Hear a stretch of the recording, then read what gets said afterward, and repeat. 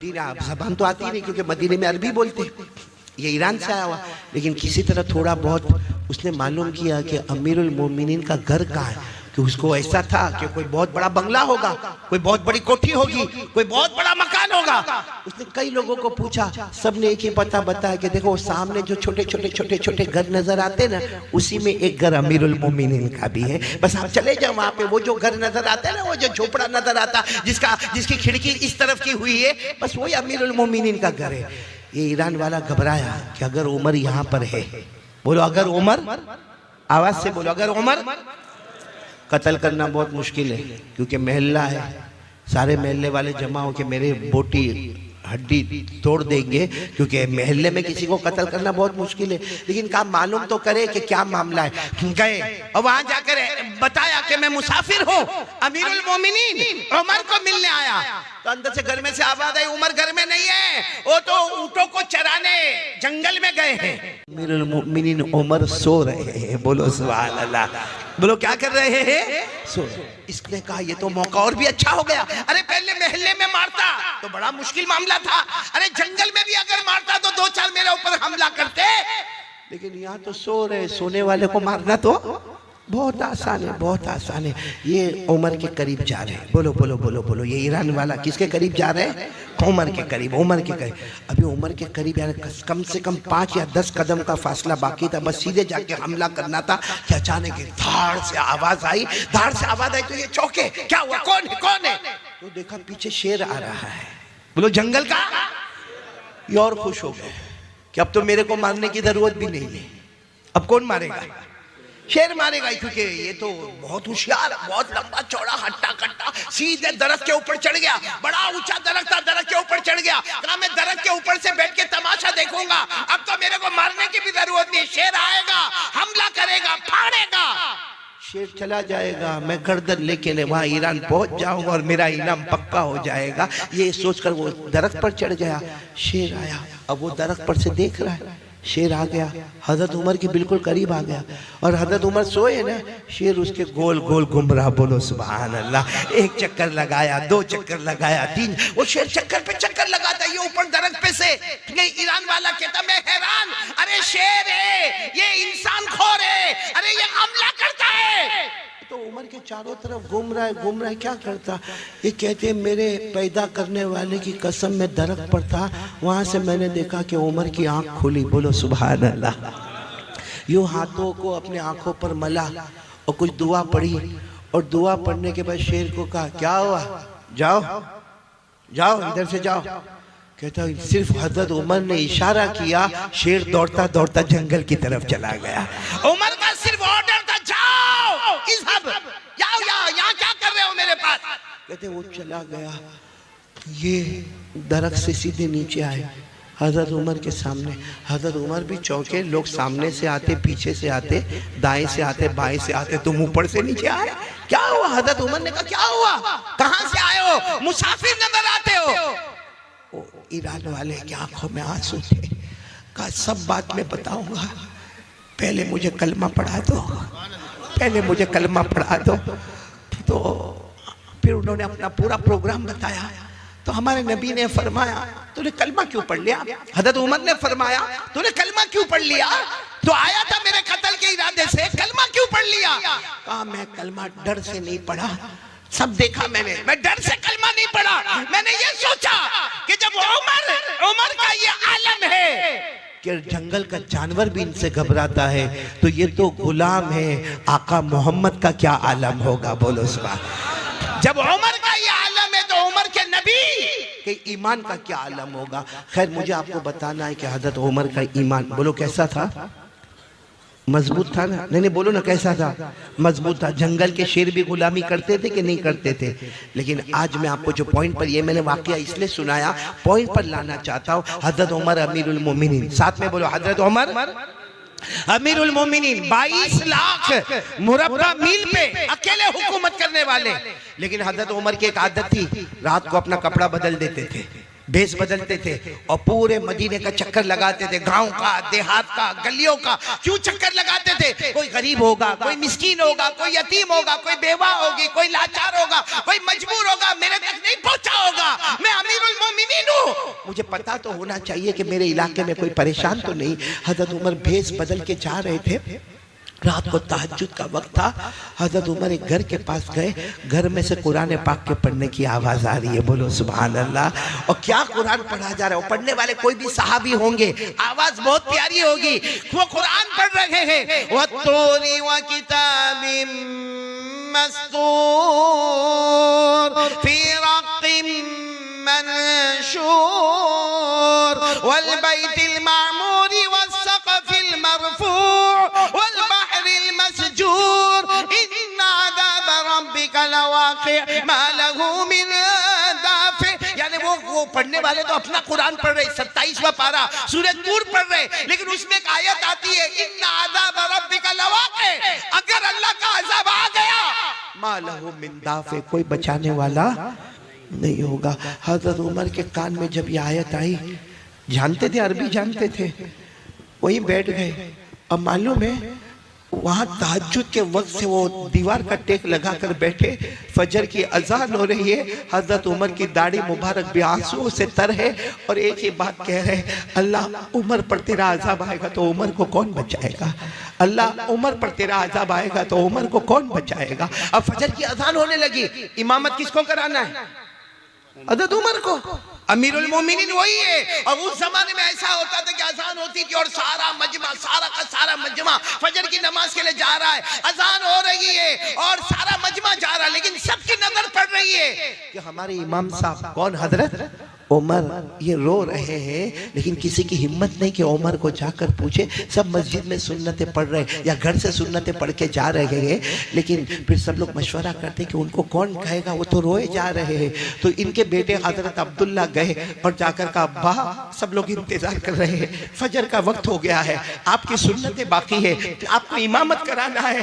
तो हजरत उमर ने अपने बेटे को कहा, बेटा क्या करूं, जब उमर पर अल्लाह का अज़ाब आएगा तो उमर को कौन बचाएगा, उमर पर अल्लाह का अज़ाब आएगा, उमर को कौन बचाएगा। इनके बेटे वो इनसे भी नरम दिल थे, अब्बा की गोद में सर रखा, कहा अब्बा आपने तो बहुत काम किए, आपके बेटे पर अज़ाब आएगा तो कौन बचाएगा। मेरे दोस्तों, ये वो लोग थे जो इससे डरा करते थे कि अल्लाह का अज़ाब आएगा तो कौन बचाएगा। मेरे जवानों, आज हम लोग नशा करते ना, नशा करते ना, किसी को बीड़ी की आदत, किसी को सिगरेट की आदत, किसी को तंबाकू की आदत, किसी को गुटखा विमल की आदत, कोई ड्रग्स लेता है, कोई पाउडर खाता है, कोई खांसी के सिरप पीता है। क्या हमको ये डर नहीं? हजरत उमर को तो डर है कि मेरे अल्लाह का अज़ाब आएगा तो मुझे कौन बचाएगा। हम क्या, हमारा ईमान इतना मजबूत हो गया कि हम अल्लाह को भूल गए। क्या करेंगे मेरे प्यारो, अल्लाह को भूल के मौत तो आनी आनी है ना। अरे बोलो ना, आनी के नहीं आनी। कब तक ये जवानी का नशा रहेगा, कब तक ये जवानी का नशा रहेगा। और ये जितनी चीजें हम इस्तेमाल करते हैं ना, चाहे बीड़ी हो, सिगरेट हो, तंबाकू हो, गुटखा हो, ड्रग्स हो, पाउडर हो, एमडी हो, ये जितनी चीजों का हम इस्तेमाल करते हैं, हम समझते हैं आई एम यंग, मैं जवान हूं, मेरे पास वेस्टर्न स्टाइल है, मेरा चलने का तरीका, मेरा बोलने का तरीका, मेरी बाइक, मैं बहुत होशियार हूं। मेरे प्यारो, जिस दिन एक बीमारी आती है ना, फिर बचाने वाला कोई नहीं होता। सही कह रहा हूँ, गलत कह रहा हूँ? कितने लोगों को कैंसर हो गया, हाँ? वरना पहले हमारा जवान, आपने यहाँ जद्दूपुर में भी देखा होगा, हमारा जवान बाइक पर बैठता है और बिल्कुल जहां सारा मजमा होगा ना, वहां जाके ट्रैफिक नहीं है, लेकिन जोर से बाइक का ब्रेक मारेगा। क्यों बाइक का ब्रेक मारेगा? सब लोग देखे और फिर वो जेब में से निकालेगा। क्या क्या बोलते आप लोग? हाँ, अभी यूं हाथ पे थोड़ा टक टक टक टक करेगा, हाँ, फिर यूं खोलेगा, हाँ, और फिर हाँ करके ऐसा पिएगा जैसे शरबत पी रहा है। सही है कि नहीं? लेकिन ये जो चीज गलत है वो गलत है। नशा गलत है तो गलत है, पाउडर खाना गलत है तो गलत है, ड्रग्स लेना गलत है तो गलत है। होता क्या है मालूम है? नहीं सुधरता नहीं है, वो रोज रोज रोज रोज लेता जाता, फिर ये जो मुंह है ना, मुंह ये छोटा हो जाता है। कैसा हो जाता है? फिर क्या करता है मालूम है? यूं हाथ में लेके यूं करेगा, एक हाथ से दरवाजा खोलेगा, दूसरे हाथ से एंटर हो जाएगा। सही कह रहा हूँ गलत कह रहा हूँ? मेरे तो फिर इतना छोटा सा मुंह हो जाता है, डॉक्टर के पास अब डॉक्टर को मालूम है। भाई डॉक्टर माहिर है, चेहरा देखकर समझ जाता है कि इसको कैंसर है, लेकिन डॉक्टर को भी तो अपना बिल बनाना है ना। तो ये करना, वो करना, ऐसा करना, वो करना, यूरिन टेस्ट होगा, ब्लड टेस्ट होगा, पीठ में से पानी निकाला जाएगा, फिर इसका ये होगा, फिर वो होगा, लेबोरेटरी में जाएगा, ये करेगा। करते कराते डॉक्टर आखिर में कहता है लास्ट स्टेज ऑफ कैंसर, 2 महीने बचे हैं। और वो पूरी गवर्नमेंट ने कहा मास्क नहीं लगाने का, वो मास्क लगा के घूम रहा है, क्योंकि यहाँ उसका मुंह छोटा हो गया है, ऑपरेशन हो गया, जबड़ा फाड़ दिया गया। मेरे प्यारो, क्या कयामत में इसका जवाब नहीं देना पड़ेगा? मुफ्ती अली साहब, एक बड़ा अजीब मामला, मैं गुजरात में था, एक ने मेरे को आकर कहा मौलाना मेरा भाई 32 साल का है, वो खा खा के, तंबाकू खा खा के कैंसर हो गया, मर गया। वो शहीद हुआ कि नहीं हुआ? यानी वो मेरे को फतवा पूछता है कि मौलाना लिख के दे दो ना कि मेरा भाई शहीद हो गया, मैं मेरे खानदान वालों को बताऊं। मैंने कहा गुटखा खा के मरा, तंबाकू खा के मरा, ऑपरेशन करा के मरा। मैंने कहा सुनो, मैं आज मसला बताता हूं। कोई अपने गुनाहों की वजह से बीमार पड़े, कोई अपने गुनाहों की वजह से, भाई हमारे गुनाहों की वजह से अगर हमारा ये जबड़ा खराब हो गया, हमारे गुनाहों की वजह से अगर हमारा हाथ और पांव खराब हो गया, तो अल्लाह फरमाते कयामत में एक एक बदन के टुकड़े का जवाब देना पड़ेगा। ये कुरान में लिखा है, कुरान में 15वां पारा, अल्लाह तबारक व तआला फरमाते हैं इन्नस समा वल बसर वल फुआद कुल्लु उलाइका काना अन्हु मसऊला। अल्लाह तबारक व तआला फरमाते तेरे कानों का, तेरी आंखों का, तेरे दिल का, बदन का जो भी टुकड़ा तूने गुनाहों की वजह से डैमेज कर दिया, बोलो कल कयामत में। हाँ, लेकिन अगर आदमी ने कभी बीड़ी, सिगरेट, तंबाकू, गुटखा कुछ नहीं, और बेचारे को कैंसर हो गया, हाँ फतवा दे दो कि शहीद होकर दुनिया से जा रहा है। लेकिन मेरे प्यारों, क्या ये सब करना जायज़ है जो हम करते हैं? क्या हमको अल्लाह का डर नहीं लगता? मेरे दोस्तों, कैंसर वाले को पूछो कैसा रोता है, कैसा रोता है, आखिरी घड़ी में क्या क्या हालात उसके ऊपर आते हैं। मेरे दोस्तों, वो कैंसर जब बदन में फैलने लगता है, लेकिन फिर भी हमारी तबीयत में सुधार नहीं आता ना। हम ना तो अपनी माँ के बने, हम सही में अपनी माँ के भी नहीं बने, अपने अब्बा के भी नहीं बने, हम अल्लाह के भी नहीं बने और मुस्तफ़ा के भी नहीं बने। हमको सिर्फ अपनी मर्जी प्यारी है मेरे प्यारों, जिसकी वजह से आज बर्बादी और तबाही के सिवा हमारे पास कुछ नहीं है। मैं पूछना चाहता हूँ, माँ की कौन मानता है? माँ को माँ कौन समझता है? ए पूरा मजमा है। अगर ये ऐलान हो गया भाई कारी अहमद अली का बयान होने वाला, या चलो ये ऐलान हो जावे कि यहाँ शादी का मंडप लगने वाला, या ऐलान हो जावे कि यहाँ पर बहुत बड़ा फंक्शन होने वाला, यहाँ के जिम्मेदार जवानों को जमा करेंगे, भाई कौन कौन हमारे साथ खिदमत करेगा, कौन कौन हमारे वॉलंटियर हजरात होंगे। बहुत अच्छा है, सारे के सारे जवान आ जाते और आकर कहते आप लोगों को फिक्र करने की जरूरत नहीं है, कुर्सी लगाना हमारा काम होगा, टेबल लगाना हमारा काम होगा, खाना खिलाना हमारा काम होगा, अरे चावल हम लेकर आएंगे, अरे सालन हम लेकर आएंगे, अरे मंडप हम लगा देंगे, लाइट हम लगा देंगे। बहुत अच्छा है, मखलूक की खिदमत है। लेकिन इसमें से किसी एक जवान को पूछो माँ का पांव दबाता है कि नहीं दबाता? माँ के सर पे कभी मोहब्बत से हाथ फेरता है कि नहीं फेरता? आपको एक बहुत अजीब बात सुनाऊं, हो सकता आपके जद्दूपुर में नहीं होवे और बोलो आमीन नहीं होवे, लेकिन एक बहुत मालदार हमारे गुजरात का मेरे को मिला और इतना रोने लगा। मैंने कहा भाई अल्लाह का बंदा रोता का है, कोई जो है वो बता देना। तो कहता मैं रोता इसलिए हूँ कि रोज रात को मैं अपने सिटिंग रूम, भाई बड़ा मालदार है, कहा मेरा कमरा है, मैं ईशा की नमाज पढ़ के वहाँ बैठ के मेरी तस्बीहात पढ़ता हूँ। रोज रात को मेरा बेटा घर में दाखिल होता है, हाथ में मोबाइल होता है और मेरे सिटिंग रूम में चक्कर लगाता है, मोबाइल पे इधर जाके बात करता है, उधर से बात करता है, इधर बात करता है, उधर बात करता, फिर अपने कमरे में चला जाता। एक बार भी मुड़ के पूछता नहीं कि अब्बा आपको शुगर है, कोई तकलीफ तो नहीं? अब्बा आपको प्रेशर है, आपने दवा तो ली कि नहीं ली? अब्बा आपका पाँव तो नहीं दुखता? और फिर मुझे रोकर क्या कहता है, कारी साहब क्या बयान में कहते हो? बयान में कहते हो कि बाप जन्नत का दरवाजा है। मुझे कहता कारी साहब गवाह रहना, कयामत में गवाह रहना, उसने अपने जन्नत का दरवाजा तोड़ दिया है, वो कभी भी जन्नत में नहीं जाएगा। ये बाप की बद्दुआ नहीं तो क्या है? पूछो आज बूढ़े बाप को पूछो, कितना बेटा पूछता है, बल्कि बारी लगती है बारी। कितने भाई हम लोग? 4। कितने भाई? 5। 15 दिन माँ बाप तेरे घर में, 15 दिन तेरे घर में, 15 दिन तेरे घर में, 15 दिन तेरे घर में। अल्लाह को हाजिर नाजिर रखकर बताओ, जब हम छोटे थे क्या हमारे माँ बाप ने हमको तकसीम किया था कि मेरा बड़ा बेटा वो घर पे रहेगा, मेरा दूसरा बेटा उधर जाके रहेगा, तीसरा बेटा उधर जाके रहेगा? क्या हमारे माँ बाप कोई बंदर है जो एक डाली से लेके दूसरी डाली, दूसरी डाली से तीसरी डाली पर? मेरे प्यारो, ये जो हम नशा करते ना, नशा आपको नहीं मालूम है, नशा बहुत खतरनाक है। बोलो ये नशा बहुत खतरनाक है। आज आपको मैं एक वाकया सुनाने जा रहा हूँ, आपकी अकल हैरान हो जाएगी। मेरे दोस्तों, एक बहुत बड़े अल्लाह के वली बोलो या हदीस के इमाम बोलो, हजरत फजल बिन अयाज, बोलो क्या नाम? आप सिर्फ फजल याद रखो, क्या नाम? हजरत फजल। वो जब हदीस का सबक पढ़ाते थे ना, ठाटे बढ़ता हुआ, वो जमाना ऐसा नहीं होता कि भाई मदरसे के बच्चे 14 साल 15 साल 16 साल 18 साल 20 साल, नहीं, वहां मदरसा ऐसा होता था, खुला मैदान होता था जिसमें बच्चे भी है, बड़े भी है, बूढ़े भी है, सब बैठे गए। और जब हजरत फजल आते थे, सारे बच्चे इस्तेकबाल के लिए खड़े होते थे। आपके सामने ऐसा टेबल रखा होता था, उस पर हदीस की किताब होती थी, आप पढ़ाना शुरू करते थे।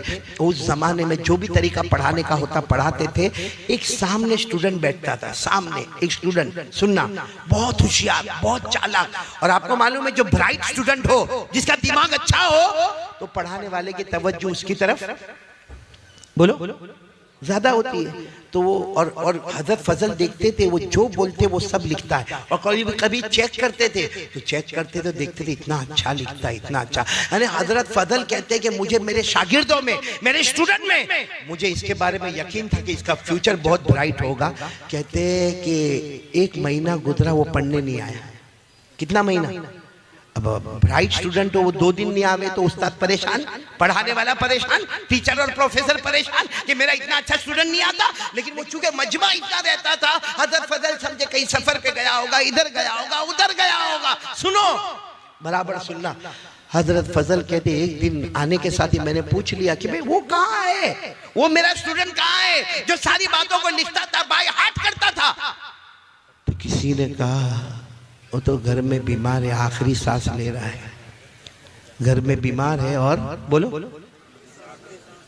हजरत फजल को इतना रहम आया, सब स्टूडेंट को कहा चलो ना हम मिलने जावे, चलो ना मिलने जावे, आज सबक नहीं होगा, आज उनको मिलने जाएंगे। बहुत मेहनत करता था वो मेरा बच्चा, और बहुत होशियार था। जब गए ना तो देखा सही में वो आखिरी सांस ले रहा है। और आपको मालूम है, जो आखिरी सांस लेता हो तो उसके सामने सूरह यासीन पढ़ी जाती है। क्यों? क्योंकि सूरह यासीन कुरान की रूह है।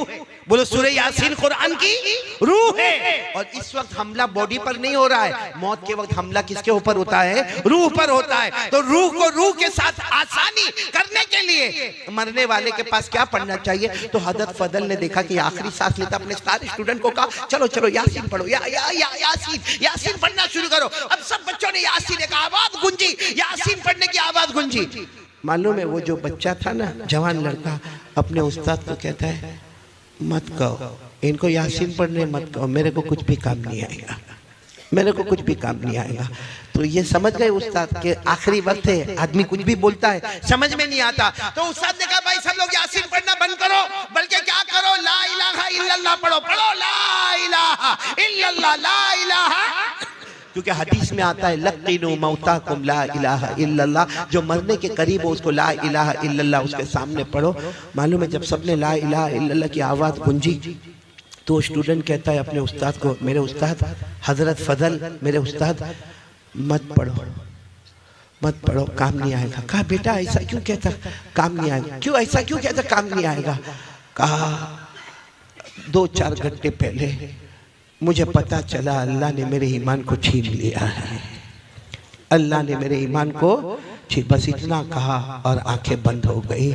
हजरत फजल इतने हैरान हो गए, करे तो क्या करे भाई, है तो हमारा स्टूडेंट है, हमारा बच्चा है। चलो कफन भी हुआ, दफन भी हुआ, लेकिन हजरत फजल अपने घर गए, सबक नहीं पढ़ाया और रोते रहे कि वो बच्चे का ईमान क्यों अल्लाह ने छीन लिया। उसने साफ कहा कि यासीन पढ़ने से काम नहीं होगा, ला इलाहा इल्लल्लाह पढ़ने से काम नहीं होगा। हजरत फजल कहते इसी हालत में रात को मैं सोया तो मैंने मेरे उसी स्टूडेंट को देखा, कब्र में है, चारों तरफ से आग चल रही है। मैंने कहा बेटा ये सब क्या है, क्या है? तू इतना अच्छा पढ़ने वाला, तू इतना अच्छा पढ़ाने वाला, तू इतना अच्छा सुनने वाला, इतना अच्छा याद करने वाला, तुझे क्या हुआ? कहा मेरे उस्ताद 2 गुनाह की वजह से अल्लाह ने मेरा ईमान छीन लिया। हजरत फजल कहते मेरे अल्लाह की कसम, मैंने पूछा कौन से 2 गुनाह? तो कहा मैं लोगों से जलन बहुत रखता था, जेलसी, लोगों से जलन। और नंबर 2 कहा कभी कभी मैं नशा करता था, कभी कभी मैं नशा करता था।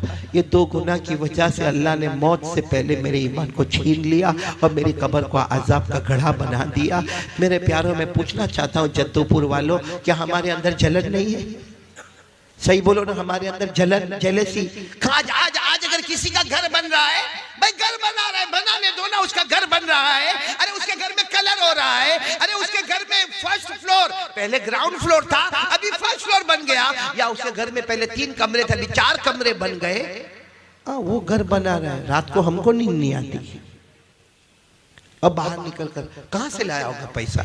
कहां से पैसा? क्यों तेरे पास मांगने आया था? तेरे बाप के पास मांगने आया था? और देखो कब्र में अल्लाह पूछेगा उसने घर कैसे बनाया? अपनी फिक्र करने का क्या, उसकी फिक्र करने का? बोलो सही कह रहा हूँ गलत कह रहा हूँ मेरे प्यारों? ये जलन जो हमारे दिल में है ना। और नंबर 2 नशे की आदत। मेरे प्यारों मालूम है जो नशा करता है ना, नशा जब वो जहन्नम में जाएगा, अल्लाह हिफाजत फरमाए, बोलो आमीन, बोलो आमीन। क्योंकि नशा बहुत खतरनाक है। अल्लाह ने फरमाया नशा नापाक है, साथ में बोलेंगे नशा नापाक है। फिर अल्लाह फरमाते नशा शैतान का काम है, बोलो किसका काम है? फिर अल्लाह फरमाते नशा ये दिल में लोगों का हसद, कीना और अदावत पैदा करता है। ये लोगों से मोहब्बत नहीं पैदा करता। नशे की नहुसत है कि हमारे दिल में लोगों की दुश्मनी, कीना, इंतकाम, रिवेंज ये होता। और अल्लाह ने क्या फरमाया? नशा ये तुम्हें अल्लाह का नाम भी नहीं लेने देगा, कुरान भी नहीं पढ़ने देगा। और आखिर में अल्लाह ने कहा जब नशे की आदत होगी ना, मैं तुम्हें नमाज से भी महरूम कर दूंगा। ये सब बातें मैंने आपको बताई जो नशे की, कि नशा नापाक है, शैतान का काम है। नशे की वजह से हमारे दिल में दुश्मनी पैदा होती है, इंतकाम का जज्बा पैदा होता है, लोगों को मारने धाड़ने का, फसाद मचाने का जज्बा पैदा होता है। और इसी नशे की वजह से अल्लाह का जिक्र से महरूम होता है और अल्लाह नमाज से भी महरूम कर देता। ये मैं नहीं कहता, ये सब कुरान में लिखा हुआ है। किस में लिखा हुआ? पारा नंबर 7, साथ में बोलो पारा नंबर। अल्लाह ने फरमाया, मेरे साथ में पढ़ना जिनको याद हो, अल्लाह ने 2 आयतों में नशे को बताया कि नशा कितना गंदा है। अल्लाह ने फरमाया या अय्युहल्लज़ीना आमनू इन्नमल खम्रु वल मैसिरु वल अंसाब वल अज़लाम रिज्सुम मिन अमलि शैतान फज्तनिबूहु लअल्लकुम तुफ्लिहून। इन्नमा युरीदु शैतान अन युक़िअ बैनकुमुल अदावा वल बग़ज़ाअ फिल खम्र व यसुद्दकुम अन ज़िक्रिल्लाहि व अनिस सलाह फहल अंतुम मुंतहून। एक बात बताता हूँ, उसके बाद मेरे को यकीन है कोई नशा नहीं करेगा। बोलो नहीं करेंगे ना इंशाअल्लाह। और जैसे दारू का नशा है ना, ड्रग्स का नशा है ना, हाँ ये गुटखा जो खाते उसका नशा है ना, इसी तरह मोबाइल भी एक नशा है। बोलो मोबाइल भी एक, उसके बगैर आप देखो किसी को पता चला भाई मेरा मोबाइल गुम हो गया, आप देखो क्या करेगा? यूं देखेगा, अरे अरे अरे मेरे मोबाइल में रिंग कर, अरे तू मेरा मोबाइल तो देख कहाँ है। ऐसा परेशान होगा जैसे अटैक आ रहा है इसको। बोलो होता कि नहीं होता? और फजर की नमाज गई, कभी ऐसा हुआ? कभी ऐसा झटका लगा हमको? इसने मेरे दोस्तों एक हदीस पाक सुना तो अल्लाह हिफाजत करे, बोलो आमीन। लेकिन नशे वाला जब जहन्नम में जाएगा और जहन्नम की आग जब उसको तपाएगी तपाएगी तपाएगी तपाएगी तो क्या करेगा मालूम है? कहेगा अल्लाह जहन्नम की आग ने मेरे को बहुत तपाया, पानी दे देना अल्लाह, अल्लाह पानी दे देना अल्लाह, अल्लाह पानी दे देना अल्लाह। ऊपर जो जहन्नमी होंगे उनके बदन से जो खून निकलता होगा, पीप निकलता होगा, पेशाब निकलता होगा, वो अल्लाह इसके मुंह में डालेंगे। पानी चाहिए ना, पानी चाहिए, ले ऊपर वाले जहन्नमी के बदन का खून निकला, पीप निकला, अरे उसके बदन में से पेशाब निकला, पी तो कहेगा अल्लाह मैंने पानी मांगा, ये तो बहुत गंदी चीज है। अल्लाह कहेंगे आज वो पिलाऊंगा जो तुझे पसंद नहीं है, क्योंकि दुनिया में तू वो पीता था जो मुझे पसंद नहीं था। इसलिए मेरे प्यारों, हाथ जोड़कर आपसे अपील करता हूँ, दो चीज़ें हमारे नबी छोड़ कर गए हैं। उनमें से पहली चीज़ मैंने आपको बता दी, वो क्या है? कौन आज से तैयार हो रहा है रोज़ाना ये पूरा जद्दू पूरा तैयार हो जावे माशाअल्लाह। देखो ये दो चीज अगर हमारे पास होगी ना, सब गंदी आदतें खत्म, सब गंदी आदतें खत्म। कोई कहता ना अरे मौलाना को क्या मालूम है, हमको नशे की आदत हो गई, अब नशा थोड़ी छूटेगा। कोई कहता मेरे को मोबाइल की आदत हो गई, अब मोबाइल थोड़ी छूटेगा। कोई कहता कि मेरे को पीने की आदत हो गई, वो पीना थोड़ी छूटेगा। नहीं मेरे प्यारों, हमारे नबी से बढ़कर कोई नहीं। हमारे नबी ने फरमाया दो चीज को तेरे हाथ में रख ले, दुनिया भी तेरी होगी, आखिरत भी तेरी होगी। जिसमें सबसे पहले क्या फरमाया हमारे नबी ने? कुरान। आवाज नहीं आ रही आप लोगों की? कुरान। बहुत ठंडे हो गए आप लोग, बंद कर दो बयान। कौन सी चीज पहली बोलो? मैं हर जगह पर आज एक ही ऐलान करता हूँ, कुरान पढ़ोगे ना इंशाअल्लाह। आज पूरा जद्दूपुर, माँ बहनें बेटियां, आप सब इरादा करें। मैं आपसे ज्यादा वक्त नहीं मांगता, आधा घंटा, 24 घंटे में 23.5 घंटे आपके, आधा घंटा आपसे मांगता हूँ। कौन कौन तैयार है? आधा घंटा कुरान पढ़ेंगे इंशाअल्लाह। नहीं, दोनों हाथ ऊपर करके बोलो पढ़ेंगे इंशाअल्लाह, पढ़ेंगे नहीं इंशाअल्लाह। अच्छा, हमारे कुछ बड़े बूढ़े भी होते हैं, मौलाना बोल कर गए। अब कहाँ वो हमने बचपन में नहीं पढ़ा, जवानी में नहीं पढ़ा, अब मौलाना बोल कर गए कि आधा घंटा कुरान पढ़ना। सुनो, हजरत अली को पूछा गया कुरान सीखने की मुद्दत कब है, शुरू कब होती है, खत्म कब होती है? हजरत अली ने फरमाया मिनल महदी इलल लहदी। कुरान करीम के सीखने की मुद्दत शुरू होती है माँ के गोद से और खत्म होती है कब्र के गोद में। और मेरे को मालूम है आधा घंटा कुरान पढ़ेंगे। अब यहाँ जो उलमाए किराम बैठे हैं, इनको अगर बोलो आधा घंटा कुरान पाक पढ़ना, आधे घंटे में 2 पारे खत्म। अरे बोलो आधे घंटे में 2 पारे खत्म, 2.5 पारे खत्म, सूरह बकरा मुकम्मल। और अगर किसी आम आदमी को बोलो भाई आधा घंटा कुरान पढ़ना, तो बेचारा मुश्किल से धीरे धीरे सा या कोलो असुफा करते 1.5 पेज 2 पेज, तो सोचेगा कि ये मौलाना तो 2 पारे खत्म करके चले गए, मेरे 2 पेज भी खत्म नहीं हुए ना। मेरे दोस्तों, कुर्बान जाओ हमारे नबी पर। हमारे नबी को मालूम था मेरा ऐसा उम्मती भी आएगा जो बाद में कुरान पढ़ना शुरू करेगा। हमारे नबी ने फरमाया अल्लज़ी यक़रउल कुरान व यतताअतउ बिही फलहु अजरान। हमारे नबी ने उस जमाने में फरमाया मेरा उम्मती ऐसा आएगा जो कुरान पढ़ेगा, अटक अटक के पढ़ेगा, रुक रुक के पढ़ेगा, अटक अटक के पढ़ेगा। हमारे नबी फरमाते उसको डबल सवाब मिलेगा, पढ़ने का भी सवाब मिलेगा और अटकने की जो तकलीफ होगी उसका भी सवाब मिलेगा। सुभान अल्लाह। इसलिए मेरे प्यारों, अब तो मैंने पूरा मामला खोल के आपके सामने रख दिया है, तो कितना वक्त मैं आपसे मांग रहा हूँ? आधा घंटा। और ये नशे से तौबा करोगे ना? आज की रात तौबा करो। नहीं मेरे प्यारों, मत करो, नशा मत करो। अपनी बीवी को देखो, अपने बच्चों को देखो, अपने माँ बाप को देखो। हमारी जिम्मेदारी है। ये नशा करके, आवारागर्दी करके कुछ दिन का मज़ा है, फिर ज़िंदगी की सज़ा है। दुनिया की भी सज़ा है, आखिरत की भी सज़ा है।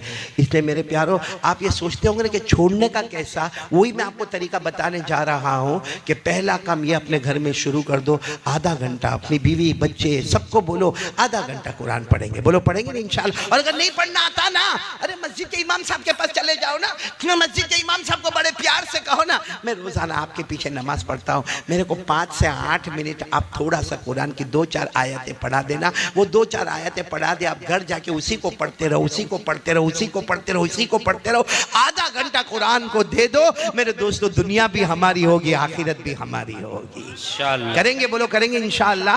तो हमारे नबी ने क्या फरमाया था? क़ाल रसूलुल्लाह सल्लल्लाहु अलैहि व आलिहि वसल्लम तरक्तु फीकुम अमरैन। हमारे नबी ने फरमाया था 2 चीजें छोड़कर जाता हूँ, अगर दोनों चीजों को थाम लोगे आबाद होंगे, जन्नती होंगे, दुनिया भी तुम्हारी, आखिरत भी तुम्हारी। और अगर ये 2 चीज को नहीं थामोगे, दुनिया में भी जलील हो जाओगे, आखिरत में भी जहन्नम होगी। तो 2 चीजों में नंबर 1 क्या है? कुरान। नंबर 2 सुन्नत नबीकुम। हमारे नबी ने फरमाया मेरे तरीके पर आ जाओ। अरे बोलो मेरे तरीके पर। सच बताऊं, हमारे नबी से बढ़कर कोई नबी? बहुत धीरे धीरे बोलते हो। कोई नबी नहीं। आप लोगों को कोई टेंशन है तो मेरे को बोल दो। नहीं नहीं, कोई घर का टेंशन वेंशन तो नहीं? सुबह तक फुर्सत है। अभी मुफ्ती अनीस साहब को तो जब मैंने देखा इतनी अच्छी शेर शायरी करते, मैंने कहा यहाँ तो बीवी से बहुत मोहब्बत होगी। है आपको मोहब्बत है बीवी से?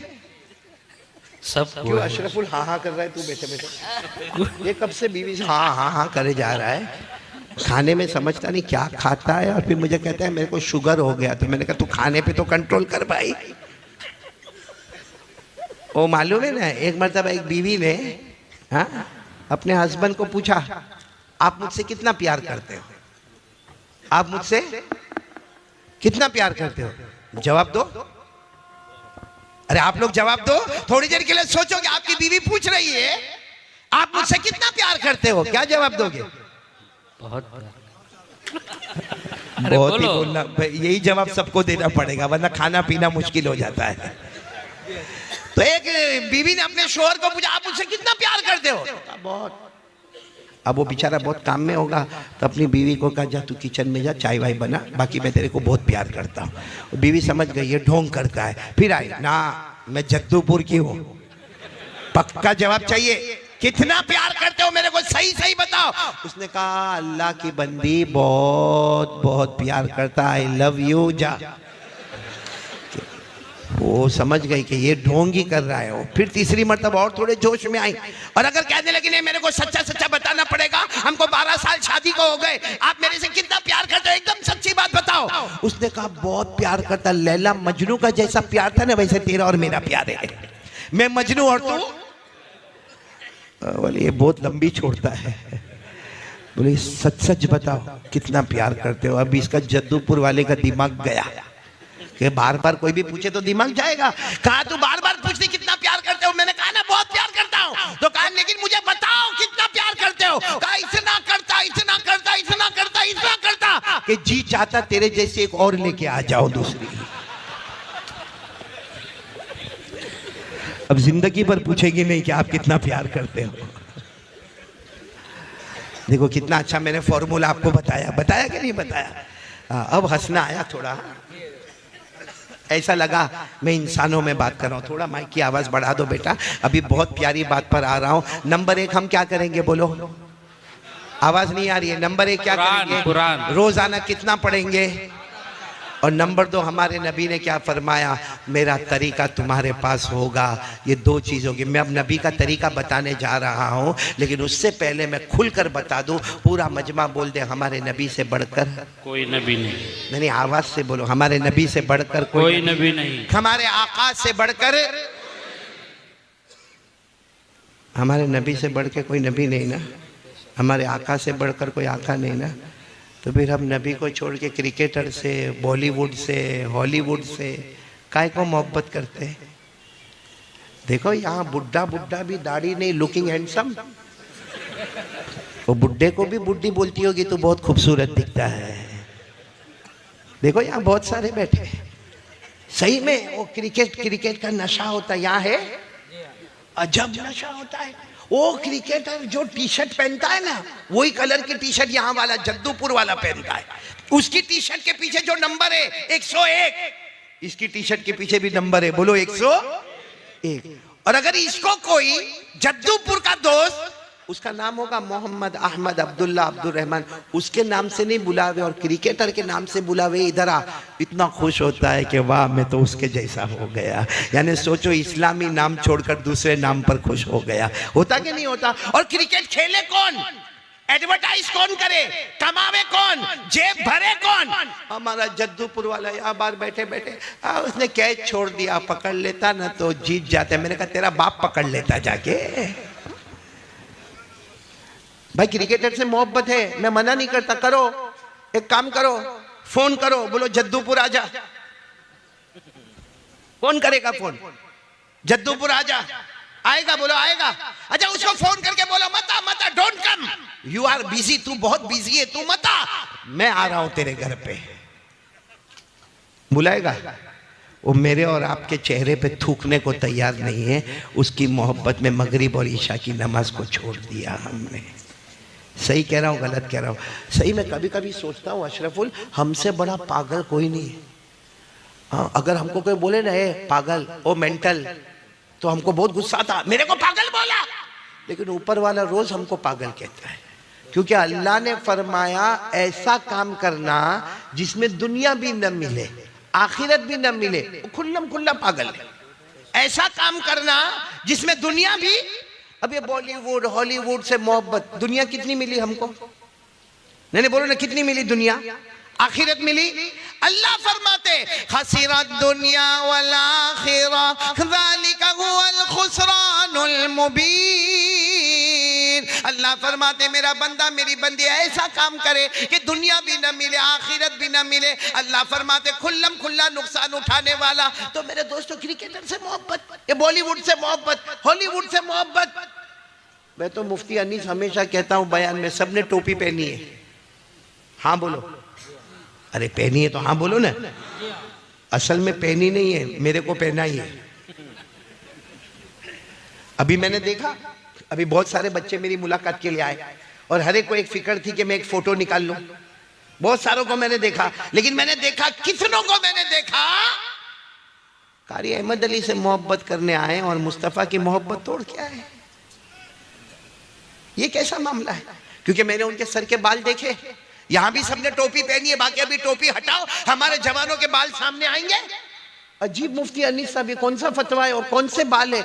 इनकी टोपी जब उतरेगी ना तो ये इलाके में बाल नहीं, यहाँ ये एरिया में, ये एरिया यतीम है, यतीम।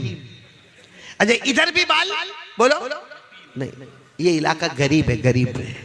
और पीछे के हिस्से में भी बाल, वो ज़कात का मुस्तहिक है भाई। और यूं यूं यूं यूं बीच में औरत का अंबोड़ा होता ना, वैसे बाल होंगे, यहां से पूरे बाल खत्म और बीच में ऐसे बाल होंगे। और फिर क्या करेगा मालूम? भरे बाजार में यूं करता होगा। अरे कोई लड़की भी देखती होगी तो बोलती होगी कार्टून तेरे साथ कौन निकाह करेगा। सही कह रहा हूं गलत कह रहा हूं? अजीब कपड़े पहनो भाई, कपड़ा पहनना है, फर्ज है। मुझे किसी ने पूछा मौलाना जीन्स पहनते हैं ना, जीन्स? मैंने कहा बिल्कुल हलाल, कौन मना कर? कौन मुफ्ती साहब ने मना किया कि जीन्स मत पहन? जीन्स पहनना जायज है, मगर फटी हुई जीन्स पहनना भाई, फटा हुआ कपड़ा पहनना, ये पागल नहीं है? इसकी अकल के स्क्रू ढीले नहीं हो गए? हाँ? एक को मैंने देखा, वो जीन्स पहना था, ये पूरा यहाँ दोनों तरफ से घुटना खुला और जेब इधर बना था। यहाँ कैसे घुसाता होगा पैसा? जेब इधर बना हुआ। अच्छा वो मेरे दोस्त का लड़का, अब हम तो वहाँ गुजरात में रहते, गुजराती में बात करते हैं, तो मैंने उसको कहा भाई हूँ थी लॉकडाउन पछी तारा पप्पा पर कई हालात आ भी गया? यानी मैंने उसको मतलब ये कहा कि लॉकडाउन के बाद तेरे अब्बा पे कुछ हालात आ गए कि तू फटाफटा कपड़ा पहन के घूमता है? तो मुझे कहता है मारा पप्पा ना बारा में आવું नहीं कहवानो, यानी मेरे अब्बा के बारे में ऐसा नहीं बोलने का। तो मैंने कहा कि फिर तो ये फटा हुआ कपड़ा? तो कहता है मौलाना तुमने कई खबर नहीं, स्टाइल। कहता मौलाना यू डोंट नो, तेरे को कुछ नहीं मालूम, ये स्टाइल है। मैंने कहा फटा हुआ कपड़ा स्टाइल? यानी थोड़ा अकल लगाओ। जद्दूपुर वालों, अल्लाह ने आपको इल्म दिया, नॉलेज दिया, एजुकेशन दिया। आप में से कोई कॉलेज में पढ़ता होगा, कोई यूनिवर्सिटी में पढ़ता होगा, कोई एसएससी में पढ़ता होगा, कोई डॉक्टरी करता होगा। थोड़ी देर के लिए अकल लगाओ कि कपड़ा पहनना, और वो भी कैसा? फटा हुआ। तो मैंने उसको कहा ये फटा हुआ कपड़ा कहाँ से आया? भाई हमारे बाप दादा को हमने देखा भाई सीधा सीधा कपड़ा पहनते, जीन्स पहन, टी शर्ट पहन, कोई मना नहीं करता, लेकिन ये फटा हुआ, घुटना खुला हुआ। तो मुझे कहता मौलाना आप लोगों को कुछ नहीं मालूम। मैंने कहा नहीं मालूम, इसीलिए तो पूछ रहा हूँ तेरे को।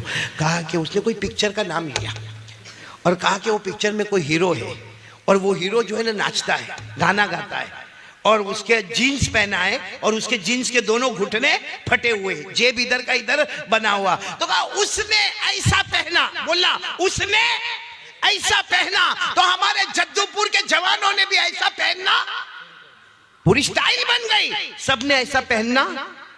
मैंने कहा अच्छा हुआ उसने पहना, नहीं पहना होता तो।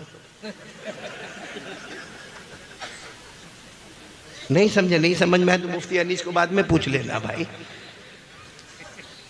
नहीं मेरे प्यारो, कसम खाकर बोलो हमारे नबी से बढ़कर कोई नबी, आवाज से बोलो ना, हमारे नबी से बढ़कर कोई नबी।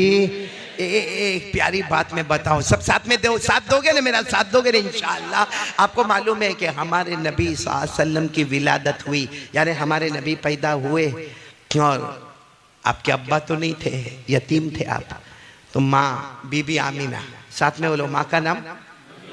बीबी आमीना ने एक ज़माने तक दूध पिलाया, बहुत प्यारी माँ बीबी आमीना ने एक ज़माने तक दूध पिलाया। फिर अरब का दस्तूर था कि बच्चे को गांव में भेजा जाए और गांव की औरत दूध पिलाए, तो कौन हमारे नबी को लेकर गई, बोलो साथ में बोलो, कौन लेकर गई?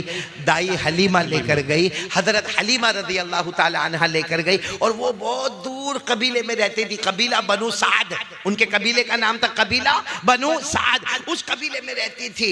मेरे प्यारों, आपको सच बता रहा हूँ मेरे प्यारों, थोड़ी देर के लिए आप भी सोचो कि हलीमा ने दूध पिलाया हमारे नबी को, अल्लाह की कसम हमारे नबी से बढ़कर कोई नबी नहीं था। हजरत हलीमा ने बचपन में दूध पीते वक्त में दूध पिलाया। जब वो वक्त आता है कि कल हलीमा को ये बच्चा वापस माँ को देना है, माँ कौन है भी, वो जमाना मोबाइल का नहीं था, बस एक वक्त तय होता था कि इस वक्त में सुबह में बच्चा वापस माँ को दे दिया जाए। ए मेरे प्यारों, वो आखिरी रात लिखा है, आखिरी रात जब हलीमा को मालूम है कल ये बच्चा मेरे को दे देना है, आज आखिरी रात ये बच्चा मेरे पास है, बताओ हलीमा कितना रोई होगी। हलीमा के बारे में लिखा, वो बार बार पूरी रात जागी है और हमारे नबी के पास बैठी है, दूध पिलाती रही और रोती रही, कल ये बच्चा चला जाएगा, कल ये बच्चा चला जाएगा। और हलीमा फरमाती है ये बच्चे की वजह से हमारा हाल क्या था। हजरत हलीमा फरमाती है मेरी सहेलियाँ जो हमारे गांव की औरतें थी, वो आकर कहती थी हलीमा बहुत पैसा है ना तेरे पास, हलीमा बहुत पैसा है ना तेरे पास। तो हलीमा कहती ना मेरे पास कोई पैसा नहीं है।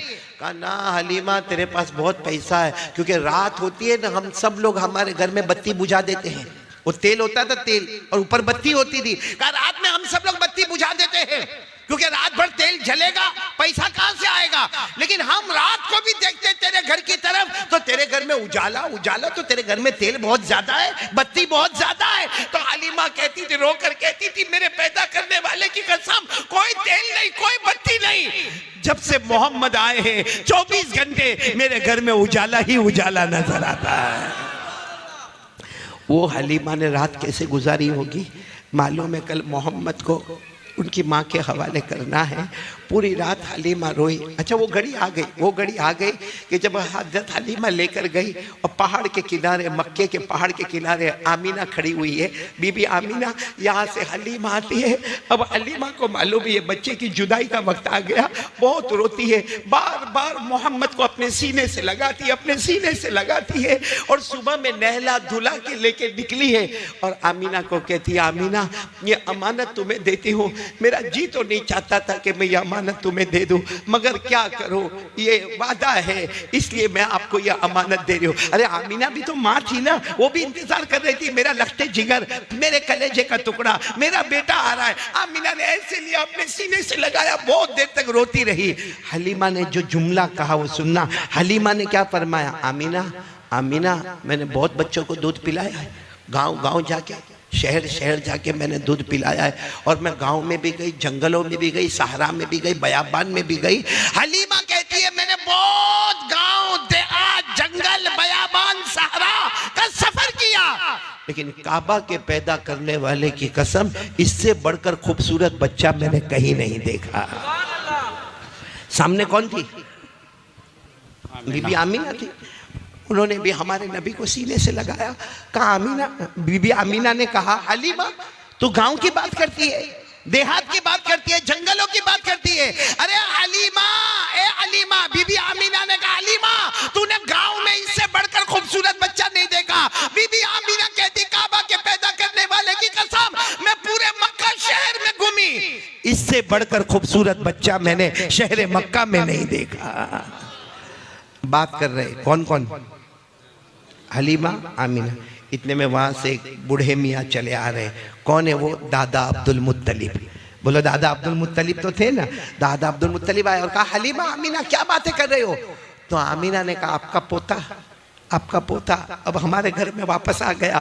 ओ दादा अब्दुल मुत्तलिब दौड़ते दौड़ते आए, बहुत प्यार करते थे, बहुत प्यार करते थे, हमारे नबी को गले लगाया, गले लगाया, बहुत प्यार किया, बहुत मर्तबा चूमा। तो हलीमा ने कहा मैं कह रही थी इससे बढ़कर खूबसूरत बच्चा मैंने गांव में नहीं देखा। तो आमीना ने कहा इससे बढ़कर खूबसूरत बच्चा मैंने शहर मक्का में नहीं देखा। तो दादा अब्दुल मुत्तलिब कहने लगे हलीमा आमीना रहने दो, मैंने तो मुल्कों मुल्कों का सफर किया, कंट्री कंट्री का सफर किया, मैं तिजारत कारोबार में कहां से कहां तक गया। अरे काबा के पैदा करने वाले की कसम, मैंने किसी मुल्क में इससे बढ़कर खूबसूरत बच्चा नहीं देखा। सुभान अल्लाह। अच्छा ये बातें हो रही है, अचानक एक नूरानी शख्स सामने, कौन? हलीमा आमीना दादा अब्दुल मुत्तलिब चौके। कौन? आने वाले ने कहा मैं जिब्राइल हूँ, बोलो सुभान अल्लाह। फरिश्ता हूँ, बोलो सुभान अल्लाह। फरिश्तों का सरदार हूँ, बोलो सुभान अल्लाह। तो इन तीनों ने कहा लेकिन फरिश्ता आप यहाँ पर क्यों आए? अल्लाह ने भेजा है, आपका जवाब देने के लिए आया हूं कि हलीमा तूने गांव में इससे बढ़कर खूबसूरत बच्चा नहीं देखा ना, आमीना तुमने शहर मक्का में इससे बढ़कर खूबसूरत बच्चा नहीं देखा ना, दादा अब्दुल मुत्तलिब तुमने मुल्कों मुल्कों में इससे बढ़कर खूबसूरत बच्चा नहीं देखा ना। हज़रत जिब्राइल कहते मेरे भेजने वाले अल्लाह की कसम, मैंने 1 लाख से ज्यादा नबियों की मुलाकात की है, मैंने इससे बढ़कर खूबसूरत किसी को भी नहीं देखा। सुभान अल्लाह। इतना हज़रत जिब्राइल ने कहा कि गैब से अल्लाह की आवाज आई, अल्लाह की आवाज आई, कैसे देखोगे, कैसे देखोगे, मैंने इससे बढ़कर खूबसूरत किसी को पैदा ही नहीं किया है। कैसे देखोगे, मैंने इससे बढ़कर खूबसूरत किसी को पैदा ही नहीं। मेरे दोस्तों हमारे नबी बहुत खूबसूरत थे। आपको मालूम है एक वक्त आता है बच्चा 1 साल 1.5 साल का हो जाता है, 2 साल का हो जाता है, अब उसको खिलौने की ज़रूरत पड़ती है। किसकी ज़रूरत पड़ती? आपने देखा होगा हमारे घर में बच्चे होते हैं, खिलौने लाए जाते हैं। एक रात हमारे नबी, वही 1.5-2 साल की उम्र, हमारे नबी सो रहे हैं, आमीना बैठी हुई। आमीना कौन? अम्मी, वालिदा। और हमारे नबी तो यतीम थे। अरे बोलो हमारे नबी।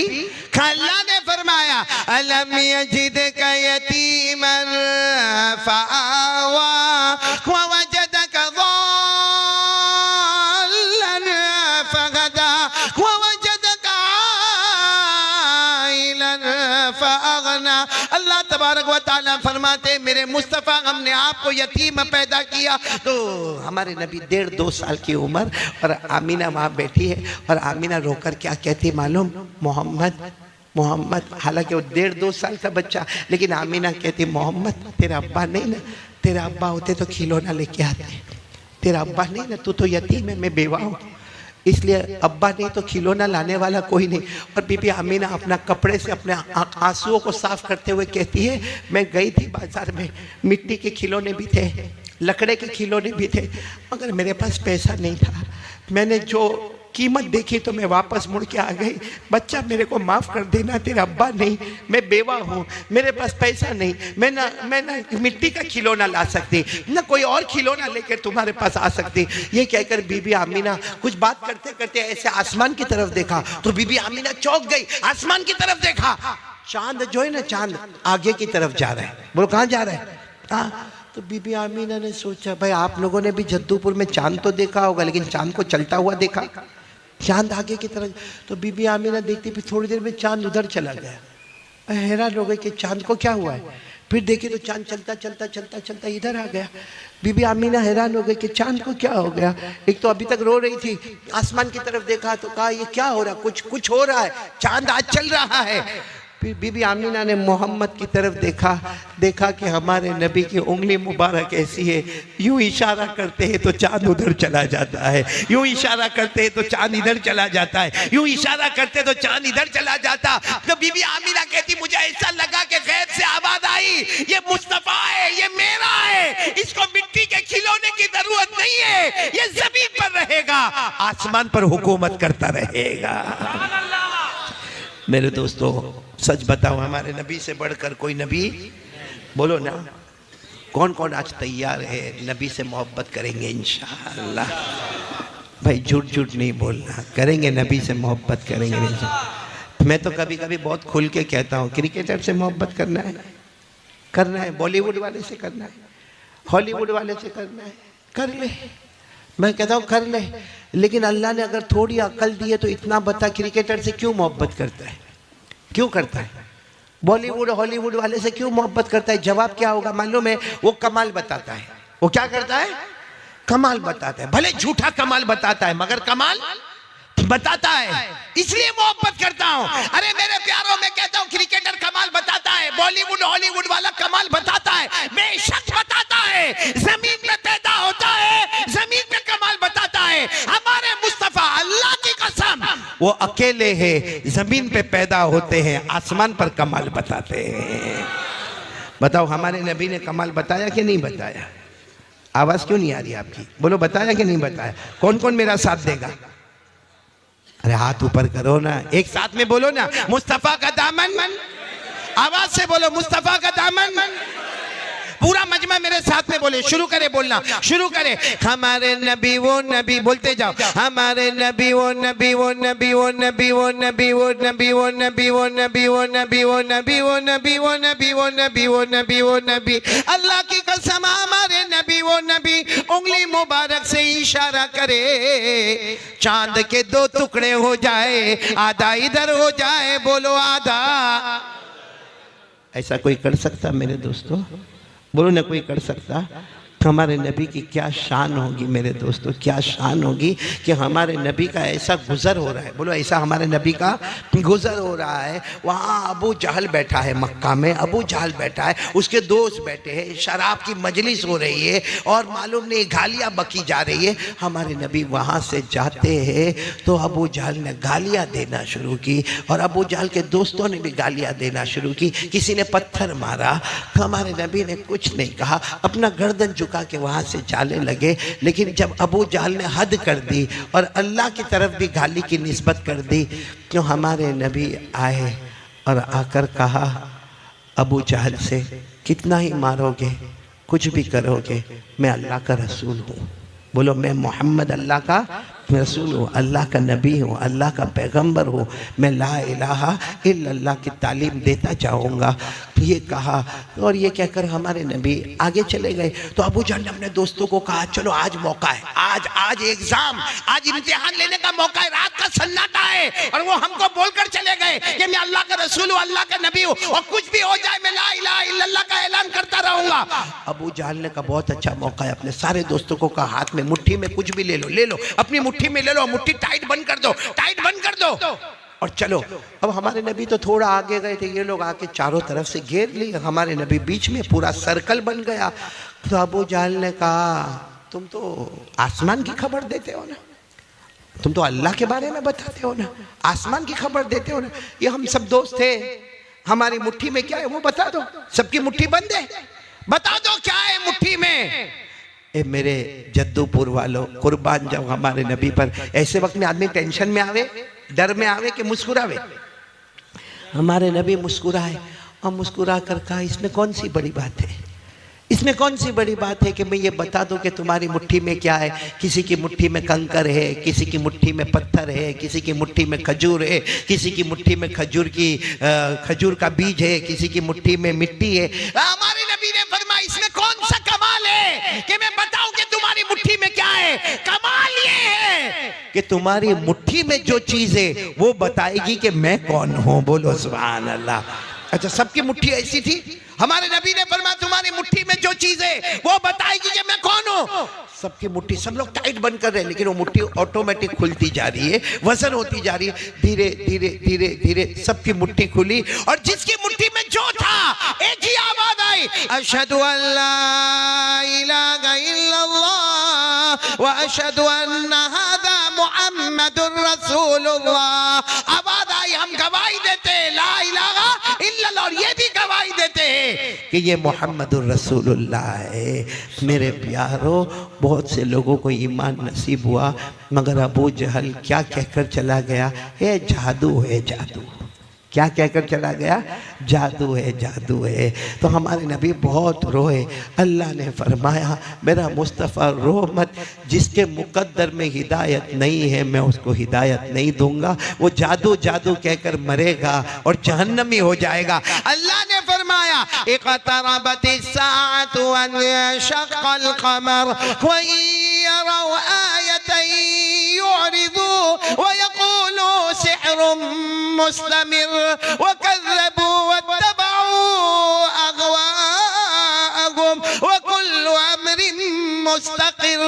बस हमारे नबी सल्लल्लाहु अलैहि वसल्लम रोए तो अल्लाह ने फरमाया छोड़ दो, लेकिन मुझे ये बताना मेरे प्यारो, हमारे नबी से बढ़कर कोई नबी होगा? कौन कौन मोहब्बत के लिए तैयार है? जरा हाथ ऊपर करें। करेंगे मोहब्बत करेंगे सब लोग? हाँ बोलो ना, ऐसा हाँ मत बोलो, बल्कि कह दो ना जद्दूपुर वालों, इतना बड़ा मजमा है, कितना अच्छा लगेगा। साथ में कह दो मोहब्बत करते थे, करते हैं और करते। आवाज नहीं आ रही है, पूरा मजमा बोलेगा मुस्तफा का दामन, और साथ में बोलेंगे मोहब्बत करते थे, करते और करते। पूरा मजमा साथ में बोले हमारे नबी वो नबी, बोलते जाओ हमारे नबी वो नबी वो नबी वो नबी वो नबी वो नबी, अल्लाह की कसम हमारे नबी वो नबी, उंगली मुबारक से इशारा करे चांद के दो टुकड़े हो जाए। हमारे नबी वो नबी, बोलो ना हमारे नबी वो नबी वो नबी वो नबी, अल्लाह की कसम सूरज डूब गया, बोलो सूरज, रात का सन्नाटा हो गया। हजरत अली आए, कहा अल्लाह के रसूल सूरज डूब गया, मगरिब का वक्त हो गया, सन्नाटा हो गया, मेरी असर की नमाज बाकी है, मेरी असर की नमाज। और हजरत अली की कभी नमाज कज़ा? तो हमारे नबी थोड़े नाराज हुए, कहा अली अमा सल्लैतल असरा, अली नमाज नहीं पढ़ी, वो भी असर की नमाज नहीं पढ़ी। कहा अल्लाह के रसूल नाराज मत हो, कैसे पढ़ता?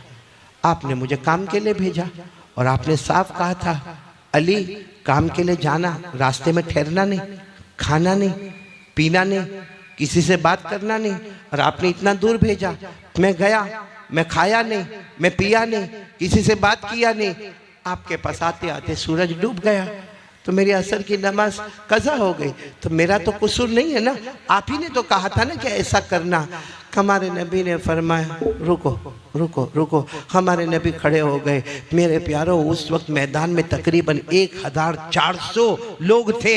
हमारे नबी ने क्या किया? सुभान अल्लाह बोलते जाओ। हमारे नबी वो नबी उंगली मुबारक से इशारा किया, जहां सूरज डूबा था वहीं पर हमारे नबी ने उंगली मुबारक से इशारा किया, फिर दूसरी मर्तबा इशारा किया, फिर तीसरी मर्तबा इशारा किया।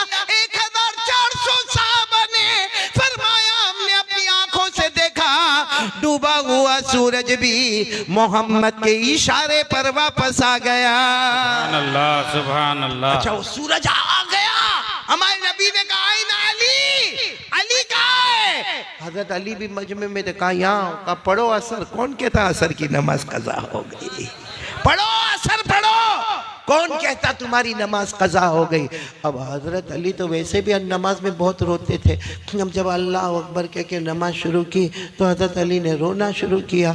अब नमाज लंबी होती जा रही, और हजरत अली क्यों रो रहे? कि मेरी नमाज की वजह से डूबा हुआ सूरज भी वापस आ गया। हजरत अली रोए जा रहे। अब वो 1400 1400 थे, उसमें कोई एक देहाती साहबी थे, गाँव के रहने वाले थे।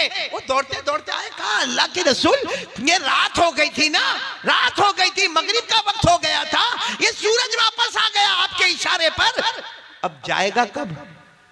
जाएगा कब? आपके इशारे पर आ तो गया, जाएगा कब? हमारे नबी ने फरमाया मुझे मत पूछ कब जाएगा, अली को पूछ नमाज कब खत्म करेगा। मेरे प्यारो कुर्बान जाओ हमारे नबी पर। हमारे नबी से बढ़कर बोलो कोई नबी नहीं। ए मेरे दोस्तों, मोहब्बत है ना? बोलो ना मोहब्बत करते करते और करते।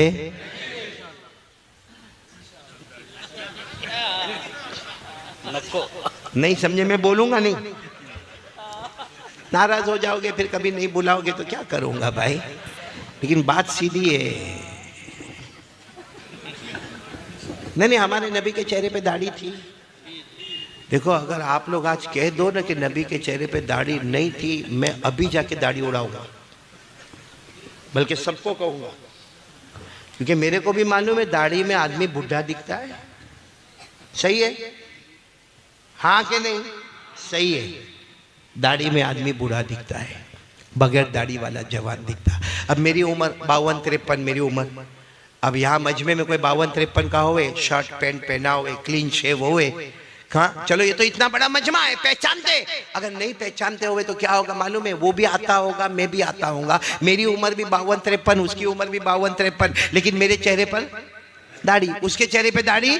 और ये भीड़ भाड़ में जद्दूपुर वाले मेरे को क्या बोलेंगे मालूम है? ओ चाचा जरा साइड पे हटो। और उसको क्या बोलेंगे? ओ भाई जरा साइड पे हट। कम वक्त मेरी बीवी चाची ने उसकी बीवी भाभी। सिर्फ वजह क्या है? वजह क्या है? दाढ़ी है। इसीलिए अजमेर वाले बाबा ख्वाजा मोइनुद्दीन चिश्ती को किसी मुरीद ने आकर कहा था, हजरत नमाज भी पढ़ूं, रोज़ा भी रखूं, ज़कात भी दूं, मगर दाढ़ी में ज़रा प्रॉब्लम है। हजरत ने पूछा क्या प्रॉब्लम है? कहा जवानी में बूढ़ा दिखने लगता है। भाई बाल सफ़ेद हो गए 2-4, जवानी में बूढ़ा दिखने लगता है। अजमेर वाले बाबा ने जो जवाब दिया, सुभान अल्लाह बोलो, सुभान अल्लाह बोलो, सुभान अल्लाह।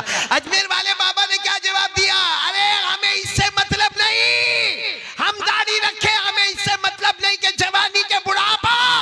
हमने अपने गालों को मुस्तफा के गालों पर कुर्बान कर दिया है। भाई समझ में आ रही बात है? नाराज तो नहीं ना आप लोग मेरे से? रखोगे दाढ़ी? रखोगे? जो दाढ़ी नहीं रखता दुनिया वाले हैंडसम कहते हैं, दाढ़ी रख लेगा तो मुस्तफ़ा क़यामत में हैंडसम कहेंगे। बोलो सुभान अल्लाह। रखेंगे? बोलो दाढ़ी रखेंगे नहीं इंशाअल्लाह। क्योंकि मैंने देखा बाज बड़े बड़े बूढ़ों को भी मैंने देखा संडे की मॉर्निंग में अब ये बूढ़ा ऐसा करेगा तो कैसा मामला चलेगा? आज से इरादा कर लो हमारे नबी का तरीका हमारे पास होगा। कौन सा तरीका होगा वो तो मैं आ रहा हूँ, लेकिन हर तरीका नबी का हमारा तरीका होगा। बोलो इंशाअल्लाह। हमारे चेहरे पर दाढ़ी होगी। बोलो होगी कि नहीं होगी? इंशाअल्लाह। आपको मालूम है एक बहुत बड़े अल्लाह के वली गुजरे, ख्वाजा मजजूब। साथ में बोलो क्या नाम? ख्वाजा मजजूब। वो क्या करते थे मालूम है? यूं दाढ़ी पकड़ते थे। पकड़ो, आप लोग भी पकड़ो, यूं दाढ़ी पकड़ो। अरे वो लोग पकड़ो जिनकी है, नहीं वो क्यों यूं यूं कर रहे हैं भाई? वो ख्वाजा मजजूब है ना, यूं दाढ़ी पकड़ते थे और क्या कहते थे मालूम? अल्लाह ने माफ कर दिया, अल्लाह ने माफ कर दिया। उनकी आदत थी रोजाना दाढ़ी पकड़े, अल्लाह ने माफ कर दिया, अल्लाह ने माफ कर दिया। एक मर्तबा कुछ जवान जमा हुए, कहा कि हजरत ये क्या है? दाढ़ी पकड़े तो अल्लाह ने माफ कर दिया। अरे वजू करे, नमाज पढ़े, रोजा रखे, ज़कात देवे तो अल्लाह ने माफ कर दिया, दाढ़ी पकड़े माफ क्या है? ख्वाजा मंसूब अल्लाह के वली थे, कहने लगे मैं सोचता हूँ। क्या सोचता हूँ? कि कल क़यामत का दिन होगा। बोलो कल क़यामत का दिन होगा। मेरा अल्लाह मुझे पूछेगा क्या लेकर आया, क्या लेकर आया? मैं दाढ़ी पकड़ कर कहूँगा कुछ नहीं लेकर आया, तेरे मुस्तफ़ा की सूरत लेकर आया, तेरे मुस्तफ़ा की सूरत लेकर आया। मुझे यकीन है उस वक्त मेरा अल्लाह कहेगा जा मैंने माफ़ कर दिया, जा मैंने माफ़ कर दिया। इसलिए मैं अभी से दाढ़ी पकड़ कर कहता हूँ कि अल्लाह ने मुझे माफ़ कर दिया। अच्छा ख्वाजा मजजूब शायर थे। अरे बोलो ख्वाजा मजजूब। अच्छे अच्छे प्यारे नबी की शान में शेर लिखा करते थे। जब ये वाकया उनके साथ आया तो उन्होंने एक शेर लिखा। क्या शेर लिखा? कि मैं क़यामत में अल्लाह को कहूँगा दाढ़ी पकड़ कर, बोलो दाढ़ी पकड़ कर, क़यामत में अल्लाह को कहूँगा तेरे महबूब की, बोलो तेरे महबूब की, तेरे महबूब की शबागत लेके आया हूँ, तेरे महबूब की शबागत लेके आया हूँ, हकीकत तू ही बना दे, सूरत लेके आया हूँ। करेंगे बोलो मेरे प्यारो, नबी से मोहब्बत करेंगे नहीं इंशाअल्लाह तो दाढ़ी रखेंगे नहीं इंशाअल्लाह। एक बात बोलो, नाराज तो नहीं होंगे ना? नहीं होंगे तो क्या करोगे? कुछ नहीं कर सकते तो सुना करो ना, चुपचाप सुन लो भाई। तो होगा कोई महल्ले। हमारे गुजरात में होता है, आपके यहाँ या भुवनेश्वर में या जद्दूपुर में होता है मेरे को नहीं मालूम। हमारे यहाँ पे गुजरात में एक ऐसा गांव में रिवाज होता है कि शाम का वक्त होता है ना, तो ये घर की औरत भी बाहर बैठी है, वो घर की औरत भी बाहर बैठी है, वो घर की औरत भी बाहर बैठी, दुपट्टा किसी के सर पे नहीं, कोई ककड़ी काट रही, कोई सब्जी काट रही है, और आपस में बातें भी होती रहती है अल्लाह रसूल की। आपस में मालूम नहीं क्या क्या बातें होती है। खैर वो चार पांच औरतें बैठी है, बोलो 4-5। आप नाराज मत हो ना, गुजरात की बात बता रहा हूँ, आप नाराज मत हो ना। कितनी औरतें बैठी है? 4। इतने में जो जवान लड़के होते हैं ना, वो 4-5 लड़के होंगे, बिल्कुल क्लीन शेव, चिकना गाल बिल्कुल, हाँ, और बराबर एकदम ड्रेस भी बराबर। वो 4 लड़के ऐसे आए, औरतों ने इनको देखा, बोलो इन्होंने औरत को देखा, फिर वहां गए, फिर आए, इन्होंने किसको देखा?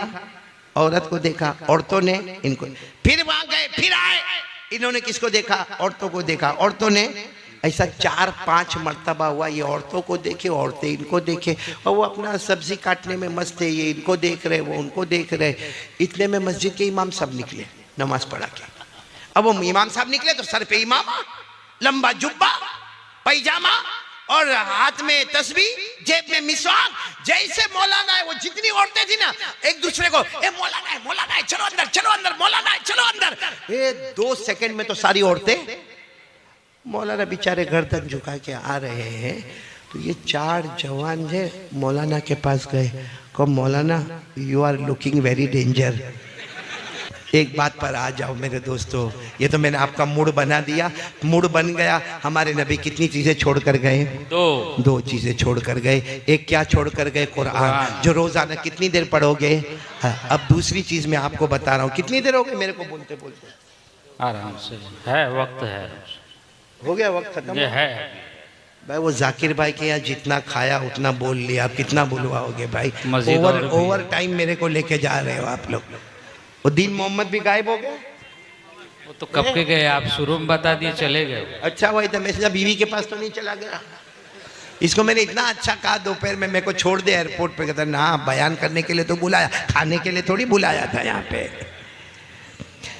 खैर एक आखिरी बात बता रहा हूँ ताकि मैं आपको 2 चीजें बता दूं, कुरान और नबी की सुन्नत। ये 2 को थामोगे, दुनिया भी हमारी, आखिरत भी हमारी।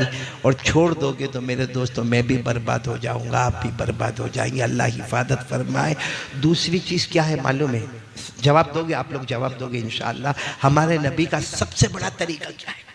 क्योंकि हमारे नबी ने तो इतना कह दिया, 2 चीजें छोड़कर जाता हूं, अल कुरान व सुन्नत नबीयकुम। कुरान भी छोड़ के जाता हूं, तुम्हारे नबी की सुन्नत भी छोड़ के जा रहा हूं। उलमाए किराम ने इसके ऊपर फिक्र किया कि नबी की सुन्नत, नबी की सुन्नत, नबी की सुन्नत, नबी की सुन्नत, सबसे बड़ा नबी का तरीका अगर कोई है मेरे जद्दूपुर वालों, अल्लाह की कसम खाकर कहता हूं, सबसे बड़ा तरीका अगर हमारे नबी का कोई है तो वो 5 वक्त की नमाज है।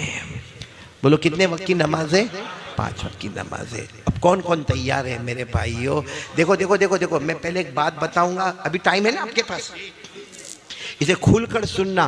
पूरा मजमा बोलो कयामत आएगी कि नहीं आएगी? नहीं आवाज से बोलो ना, आएगी कि नहीं आएगी?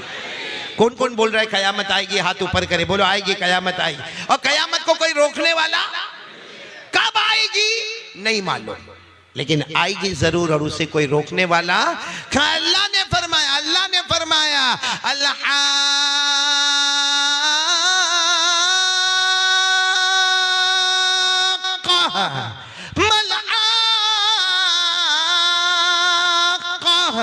वमा अदराक मल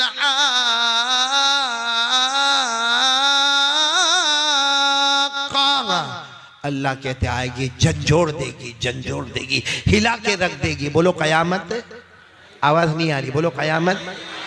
मालूम है कयामत का मैदान होगा ना, सब जमा होंगे। बोलो कयामत के मैदान में उस वक्त अल्लाह की तजल्ली आएगी। कैसी होगी अल्लाह की तजल्ली हमको नहीं मालूम, कमा यलीकु बि जलाली व शानी, उसी को मालूम कैसी, लेकिन तजल्ली आएगी और आवाज आएगी उस जुदूनी। क्या आवाज आएगी? उस जुदूनी, यानी जितने होंगे कयामत के मैदान में आवाज आएगी उस जुदूनी, आओ सजदा करो, मुझे सजदा करो। कौन सजदा करने के लिए कह रहा है? और सजदा किसको करना चाहिए? अल्लाह को ही करना चाहिए। अब सुनना, जैसे अल्लाह की आवाज आएगी ना, उस जुदूनी, मुझे सजदा करो, जितने नमाजी होंगे, फजर, जोहर, असर, मगरिब, ईशा, वितर, जितने नमाजी होंगे सब सजदे में। तो अल्लाह क्या फरमाएंगे मालूम है? वही तजल्ली में से आवाज आएगी, इरफाउ रुऊसकुम, अपना सर उठाओ, तुम दुनिया में भी झुकते थे, आज भी झुक गए, पीछे मुड़ो, मैंने बगैर हिसाब किताब के जन्नत का फैसला कर दिया है। वो पीछे मुड़ेंगे, जन्नत का दरवाजा बोलो खुला होगा, खुला होगा। अल्लाह ने फरमाया जन्नत का दरवाजा खुला होगा। वफुतिहत अबवाबुहा वक़ाल लहुम खज़नतुहा सलामुन अलैकुम तिबतुम फदखुलूहा खालिदीन। अल्लाह तबारक व तआला की तरफ से ऐलान होगा, ए मेरे नमाजी बंदे, जन्नत का दरवाजा खुला है, आगे बढ़ते जाओ, फरिश्ते सलाम सलाम करते रहेंगे। तो मेरे दोस्तों, कयामत के मैदान में जब ऐलान होगा ना, सजदा करो, सारे नमाजी सजदे में, और कहाँ जाएंगे? जन्नत। अब बचा कौन मैदान में? बेनमाज। अरे सब बोलो ना, कयामत के मैदान में बचा कौन? तो बेनमाजी खड़े होंगे। फिर अल्लाह की आवाज आएगी, उस जुदूनी, अल्लाह की आवाज आएगी, करो ना, सजदा करो। और आवाज में ये भी आएगा, वो देख तेरे अब्बा ने सजदा किया, चले गए जन्नत में, वो तेरी खाला भी चली गई जन्नत में, वो तेरा फूफा भी चला गया जन्नत में, अरे वो जद्दूपुर वाला तेरा पड़ोसी भी चला गया जन्नत में। अल्लाह कहेंगे, मेरा बंदा कर ले ना, मेरी बंदी कर ले, सजदा कर ले, जन्नत का दरवाजा खुला है। मेरे प्यारो, लेकिन ये वो लोग होंगे जो नमाज पढ़ते बराबर, वो सजदा करने की कोशिश तो करेंगे, काय का सजदा करेंगे? ये जो कमर है ना, कमर, ये हिस्सा जो है ना, ये पहलू का हिस्सा, इसमें अल्लाह एक लोहे का टुकड़ा रखेगा, वो ऑपरेशन होगा, लोहे का टुकड़ा रखेगा जो जहन्नम में 3000 साल गर्म किया गया होगा, वो लोहा यहाँ पे रखा जाएगा।